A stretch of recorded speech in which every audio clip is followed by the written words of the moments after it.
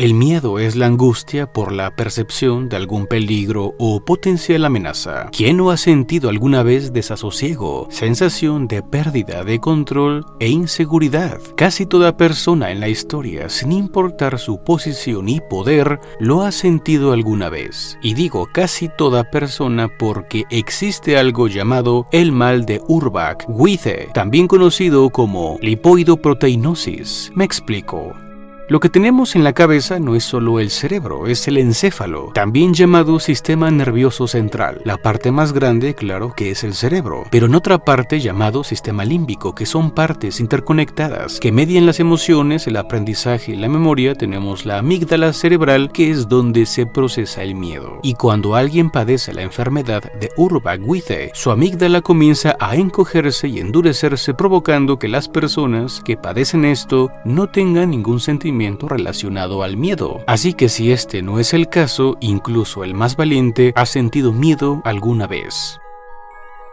Ahora te preguntarás, ¿por qué menciono esto en un video sobre un personaje de anime? Pues simple, una es porque me da la gana y es mi canal, y la otra para que por lo menos aprendas algo nuevo en el proceso de ver un video por simple entretenimiento, ya que tocamos el tema del miedo. Regresando al tema, así sea Yoriichi, Muzan o Kokushibo, el miedo ha estado presente en ellos alguna vez a pesar de su gran poder.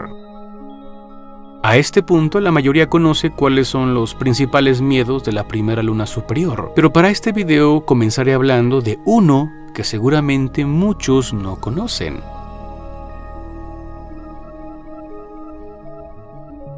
En el primer fanbook escrito e ilustrado por Koyoharu Gotouge nos cuenta la razón por la que Kokushibo es tan estricto con el tema de la jerarquía. La respuesta que da es diferente de lo que yo mismo supuse en algún video pasado donde hablaba de la relación de Muzan y Kokushibo.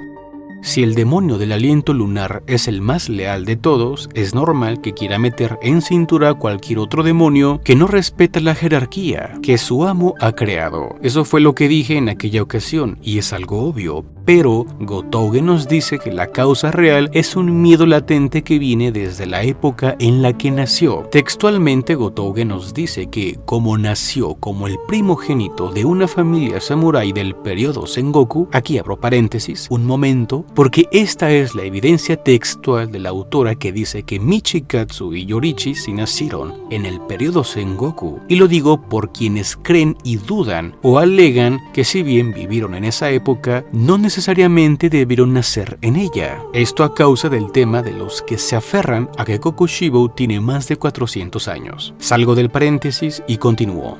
Como decía, como nació como el primogénito de una familia samurái del periodo Sengoku, el orden de las relaciones entre superiores y subordinados es importante para él. En aquel entonces, cualquiera de rango inferior podía derrocar a sus superiores para quedarse con su puesto. Por eso él vivía con la inseguridad de que lo pudieran asesinar en cualquier momento. Siempre está atento a las acciones de las personas a su alrededor. Bueno, para que entiendan mejor esta parte, les doy algo de contexto. Durante el periodo Sengoku, una persona se hacía samurái en el campo de batalla, es decir, cualquiera así sea campesino, podía aprender kenjutsu, servir en el campo de batalla y se convertiría en samurái. Luego, al final del Sengoku y al comienzo del Tokugawa, también llamado Edo, la casta samurái se colocó como superior a todas, y para evitar el problema de ser removidos por cualquiera, se instauró que solo el hijo de samurái puede y debe convertirse en samurái. Sería un derecho de sangre y no uno ganado por el estudio marcial con la espada. Michikatsu vivió en una época donde sus subordinados podían desafiarlo, y cualquiera con entrenamiento podía volverse samurái. Lo que Gotouge nos dice sobre que tenía miedo de ser asesinado en cualquier momento, claro que se refiere a su época humano como líder del clan Sugikuni, y por eso siempre estaba atento a los movimientos de los demás. Estaba alerta por el miedo de ser derrocado, y esto no significa que sea igual en su época como demonio, porque difícilmente alguien podría removerlo. La diferencia de poderes era grande, pero el hábito de hacer respetar la jerarquía se quedó muy arraigado en él debido a la preocupación que le causaba, así que el miedo estaba latente.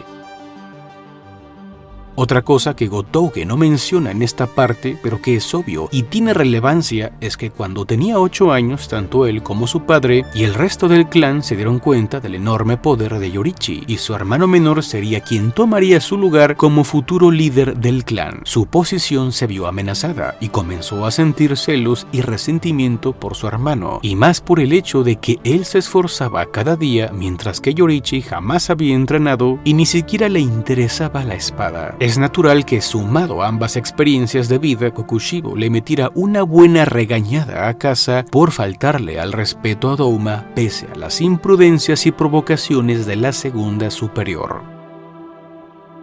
Continuando con el tema del video y tocando temas más profundos, te pregunto, ¿por qué vivimos? ¿Cuál es la razón de nuestra propia existencia? Es una pregunta que seguramente pocas veces te detienes a profundizar, reflexionar y tratar de encontrar una respuesta, ¿o no?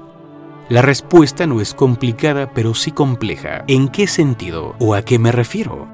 Habiendo tantas religiones, creencias, ideologías, opiniones, la experiencia humana es subjetiva y cada cabeza percibe el mundo de forma distinta. Por tanto, de manera subjetiva, es imposible que todos los humanos converjan en la misma meta o razón de vivir. Es obvio, ¿no? Por eso hay tantas discrepancias en el mundo y eso es histórico. En ese sentido, no es complicado porque es obvio que tu razón de vivir es la que tú mismo buscas y creas. Pero es complejo debido a que conocerse a uno mismo y darnos cuenta de lo que deseamos, lo que necesitamos, lo que realmente queremos y lo que queremos alcanzar es algo totalmente distinto y es multifactorial, o sea que depende de muchos factores. Por ejemplo, desde nuestra crianza y lo que se nos ha inculcado.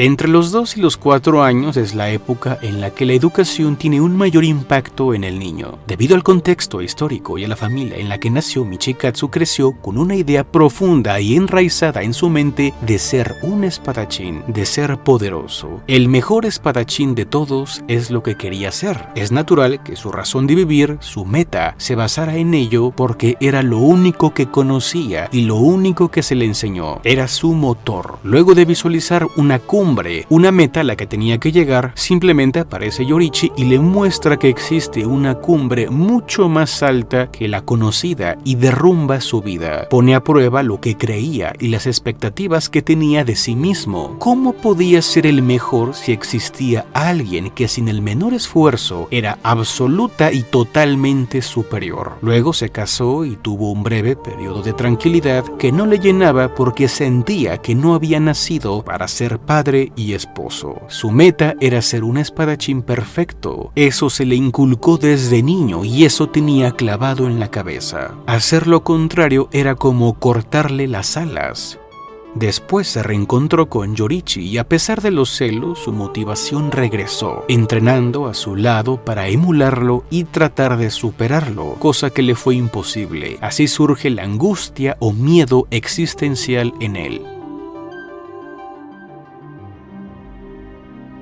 La angustia existencial se caracteriza por la ansiedad, el malestar y la crisis que dan cuando una persona se enfrenta a cuestiones existenciales relativas al sentido de la vida, la soledad, los valores y el miedo. Y dado que el poder y el tema de ser el mejor espadachín era la meta y razón de vivir de Michikatsu, Yorichi creó en él un sentimiento de desasosiego, odio, frustración y tristeza, cosa que lo condujo a otro miedo. El miedo a la muerte, no por dejar de existir, no por el miedo al dolor cuando muriera, sino el miedo de no poder lograr sus metas y cumplir sus sueños.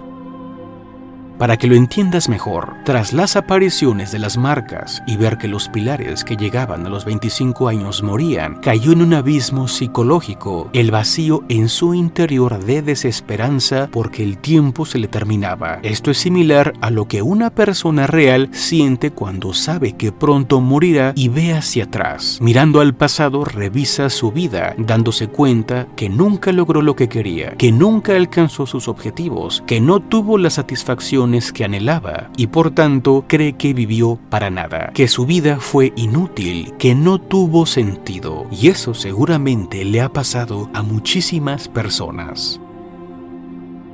Michikatsu era la luna porque no podía brillar como el sol. Era como si su alma estuviera apagada. Extrapolando esto a la vida real, como lo acabo de hacer, nos ayuda a entender su estado y comprender mejor al personaje. Es natural que tras la oferta de Muzan, este aceptara. Si sabes que pronto morirás y te dan una segunda oportunidad para no morir, para poder hacer y cumplir lo que tanto anhelabas, ¿no aceptarías la oferta? Michikatsu decide a cualquier costo poder seguir adelante, poder vivir para llenar su vacío. Al final, se mira a sí mismo como algo horrible, mientras se cuestiona si realmente no quería morir, si realmente quería ser más fuerte a tal punto de consumir a tantos humanos. Si era tanto su miedo a morir que se convirtió en esa miserable criatura, como él mismo lo dice, entonces se da cuenta y lo reconoce diciendo: no, yo solo, Yorichi, quería ser como tú. Esto nos dice que Kokushibo fue la persona que tras una coraza demoníaca escondía el corazón de Michikatsu, que siempre anheló no ser el mejor espadachín, sino ser como su hermano, tal y como lo está diciendo. ¿Esto qué significa? Significa que no solo se trataba de ser alguien tan superior en el uso de la espada como él, sino en todas sus cualidades y virtudes, llenas de sabiduría y estoicismo. Era poderoso en todo sentido, y los celos que sentía eran porque siempre supo que su hermano era mejor en todo aspecto. Se sentía reducido, se sentía que no estaba a su altura, en lo físico, psicológico y espiritual. Kokushibo lloró cuando partió a su hermano en dos, cuando éste ya estaba muerto, porque al ver la flauta que le regaló hace muchos años, se dio cuenta que a pesar de todo y el tiempo, Yorichi siempre lo amó y lo llevó en su corazón, mientras Michikatsu creía que abandonando su humanidad se fortalecería, eliminando sus debilidades. Pero al ver aquella flauta incluso muerto, eso le demostraba que Yorichi seguía siendo mejor que él y le dolía porque también lo amaba, y ya no podía dar marcha atrás a su decisión. No encontraba la manera de ser superior, de ser mejor, y con cada acto de frustración más se sumergía en la oscuridad. Pero al llevar la primera superior con él, la flauta de su hermano, por más de 3 siglos, nos dice algo más. Primero, confirma que sí lo quería. Cuando traicionó la cofradía, no traicionó a Yorichi. Él decidió ser leal a sí mismo, a sus deseos. Desde entonces no volvió a ver a su hermano, y cuando lo encontró nuevamente ya envejecido, de hecho le dolió verlo así. Sintió algo en el pecho. A pesar de todo lo respetaba, pero creía que matándolo terminaría con su parte humana que lo volvía débil. Creía que era algo que debía hacer. De la misma forma, a pesar de su profundo amor y dolor, Yorichi no dudó y fue a la carga contra su hermano. Esa flauta en los restos de Kokushibo nos dice que a quien realmente odiaba era a él mismo y no a Yorichi. Con esto llegamos al final. Gracias por llegar hasta aquí. Agradezco el apoyo de los miembros del canal, los expreso, los latte, y especialmente a los Capuchino, a Nikun y Kusanagi por su gran aporte. Recuerda que puedes unirte a los miembros del canal si deseas apoyar este proyecto. También está el super gracias que puedes dar en cada video para ayudar al canal. Igualmente te invito a que pases a mi otro canal llamado Ventana al Infinito, donde dedico tiempo a temas científicos y algunos filosóficos. Puedes encontrarlo en la descripción del video. Sígueme en mis redes sociales, regálame un like y suscríbete para más. Nos vemos pronto.